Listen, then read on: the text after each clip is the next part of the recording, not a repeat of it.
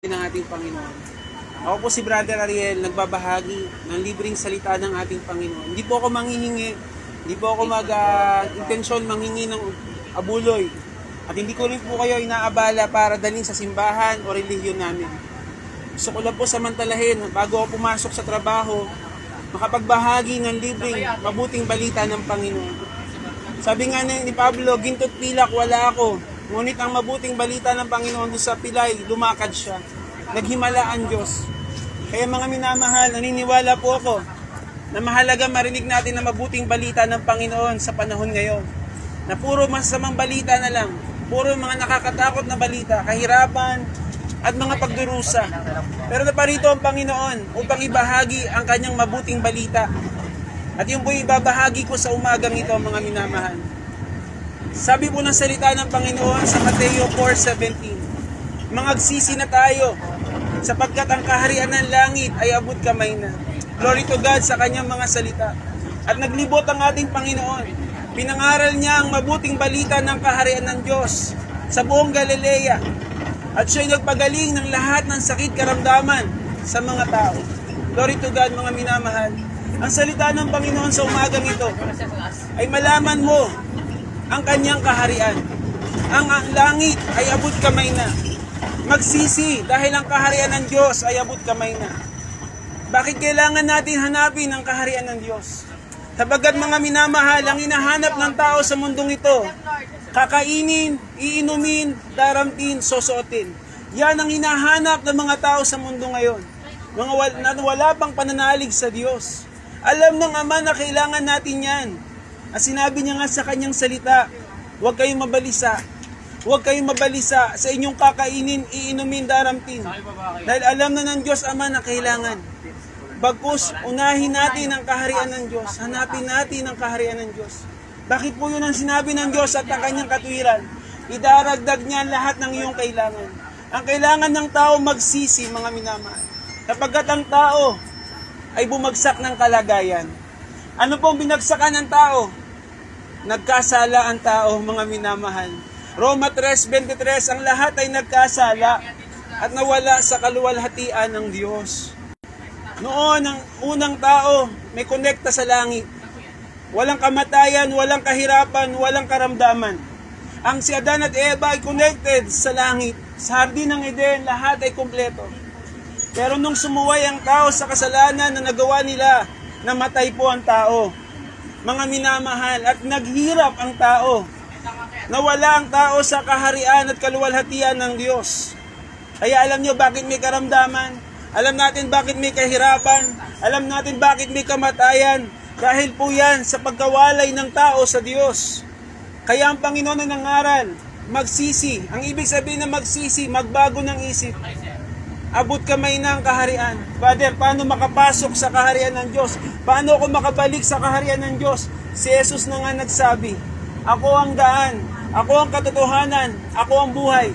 Walang makapapasok doon sa Ama, liban sa pamamagitan ko. Kaya sinabi ni Jesus sa isang tao na matalino, relihiyoso. Sabi ni Jesus, malibang ipanganak ang muli, hindi mo makikita ang kaharian ng Diyos.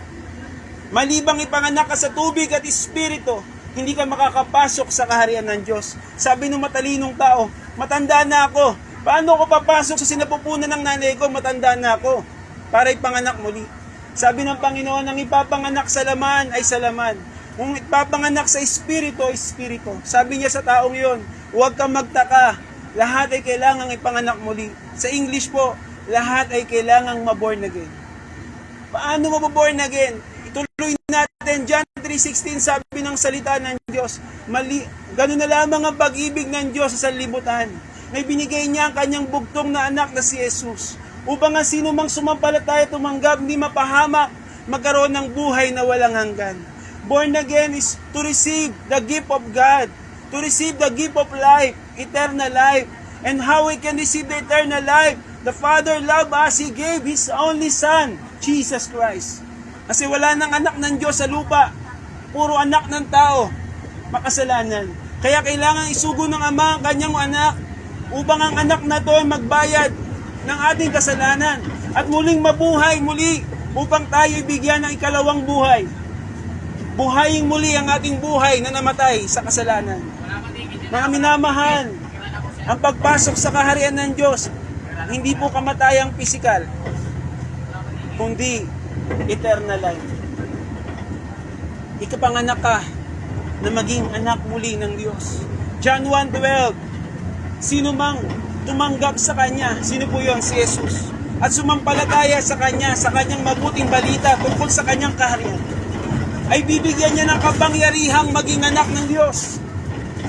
Lumaki tayo sa relihiyon, hindi tayo lumaki sa pagkaunawa sa kaharian ng Diyos. Lahat ng tao may simbahan, may relihiyon, pero hindi lahat ng nasa simbahan, nasa relihiyon makapasok sa kaharian. Kailangan mong ipanganak muli. Kaya si Jesus namatay at muling nabuhay upang buhayin muli ang mga anak. Ang tatawagin niyang mga anak, makakapasok sa kanyang kaharian. Kaya kung ikaw yung nakarinig ng magandang balitang ito, repent, change your mind. Change ang paraan para makapasok ka, hindi yung paraan mo. Kailangan mo ang paraan ng Diyos. Ibalikan niya sa pinakamataas na kalagayan, sa pinakamagandang lugar, sa pinaka SSS, save, and secure place. Save, ligtas, save, walang kapahamakan, secure, the kingdom of God. Kaya kailangan mo si Jesus. This nation is a Christian nation, but this nation is also a corrupt nation. Dahil hindi lahat ng nasa bansa natin ay kinikilala si Jesus kabilang sa kanyang kaharian. Kaya mga kapatid, repent. Tanggapin natin ang Panginoon ngayon habang hindi pa huli ang lahat. Magbalik loob at makapasok tayo sa kaharian ng ating Panginoon. Ako po'y mananalangin na sa 5 minutong pakikinig na ito. Sinong tatawag sa pangalan ng Panginoon, maliligtas. Kaya sinabi niya sa dalangin niya sa Ama namin, sambahin ang ngalan mo. Mapasa amin ang iyong kaharian. Sundin ang kalooban mo dito sa lupa, gaya ng sa langit. And it's my prayer this morning. Those who hear the word of the gospel of Jesus Christ about the kingdom of God here in this bus will receive the kingdom of God, will receive Jesus in their life, and become His sons, His children, mapabilang sa kanyang mga anak, magbabalik loob sa kanya. Hindi problema ang bagay na kailangan, idaragdag niya yan. Ang kailangan mo magbalik loob sa Panginoon. Talikuran, ang landas ng kamatayang, kapahamakan, kahirapan, sumampalataya ka sa Panginoon. Bibigyan kanya ng buhay na walang hanggan. Tayo po'y manalangin, Ama namin sa langit, salamat sa magandang balita ni Jesus tungkol sa kanyang kaharian, na ito'y abot kamay na sa lahat na nakinig ng iyong salita, sa lahat na tumanggap ng mabuting balita ni Kristo at tinanggap niya si Jesus sa kanyang buhay. Panginoon, bigyan mo siya ng buhay, ikalawang buhay, kalooban ng karapatan, biyaya mo na maging mapatawad sa lahat ng kasalanan, mapatawad sa kanyang nakaraan, pumasok ka sa kanyang buhay at ibigay mo sa kanyang biyaya ng buhay na walang hanggan. Isulat mo ang kanyang pangalan sa aklat ng buhay sa langit bilang isa sa mga taong sumampalataya tumanggap sa iyo dito sa lupa. At hindi lang niya matanggap si Jesus, siya Panginoon, mapabilang sa iyong kaharian. Salamat sa biyayang ito, Panginoon, na pinagkaloob mo sa mga nakapakinig at tumanggap sa iyo. Ikaw ang maghari sa amin, sundin ang kalooban mo dito sa lupa, gaya ng sa langit. Patawarin namin na nagkasala sa amin, gaya ng pagpapatawad mo sa amin. Bigyan nyo kami ng pagkain sa araw-araw. Ilayo nyo kami sa gawang masama, Panginoon.